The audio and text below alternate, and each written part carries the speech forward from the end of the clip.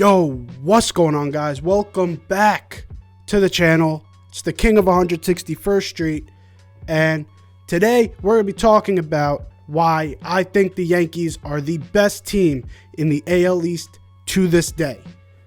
We're going to go through every single team in the AL East and I'm going to tell you why their moves in the offseason either didn't improve enough to match what the Yankees did, or some teams that tore their team down a little bit. So hopefully you guys enjoy this video. If you do, leave a like down below, and let's get right into it. Our first team is the AL East winners from last year, the Tampa Bay Rays. They have torn down this team a little bit. They got rid of Austin Meadows just the other day, who was a big Yankee killer. Austin Meadows is really supposed to be a world-class hitter, and now he is gone, and they brought in a prospect. Another case of the Rays not wanting to pay their guys anything more than a minor league salary. And they traded him for a prospect who was being blocked in the major leagues already.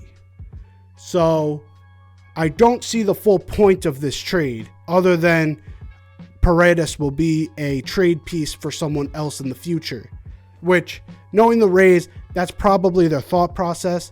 That team isn't dumb. They're a really well-ran franchise. They just don't want to spend money. So I think for this season, though, the fact that they're losing those pieces, along with the fact that their one of their best starters is out on the 60-day IL, and one of their best bullpen pieces is out on the 60-day IL, it's not going to be a great start for them. And so I think the Yankees can overtake them. Moving on to a team that I personally hate, the Boston Red Sox. Now, Boston Red Sox did a move the Yankees fans wanted to do. They got the shortstop. First off, they got a position of technical need defensively, but also gave Xander Bogaerts the short end of the stick, as he's going to now have to move to second base.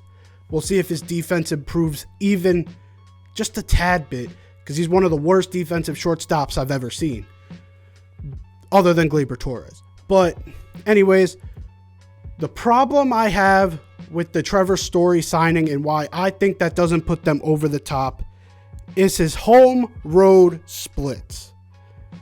We all know that Trevor Story is a great player. He's great defensively, and he also has a really good bat. But for the last 4 or 5 years, he's been in Colorado. Colorado, if you didn't know, has a higher altitude, which means the ball flies a little farther there. Meaning, it's a hitter's dream to be in Colorado. Now, the only problem with a player hitting in Colorado is a lot of people have caught on. And so, a lot of people discount hitters from Colorado because of that altitude. I don't personally agree fully with it. You really have to look at it's all individual players. Some players benefit, some players don't. But listen to these splits of Trevor Story home and away for the last 3 years. So, going in 2021, his OPS fell by almost 100 points. Okay, that's not good. In 2020, yes, 2020 was a 60-game season. His stats were dramatically lower when he was away from Coors Field. And now I get it, COVID season, maybe we shouldn't put much weight into it. But then 2019, same thing. His stats were lower.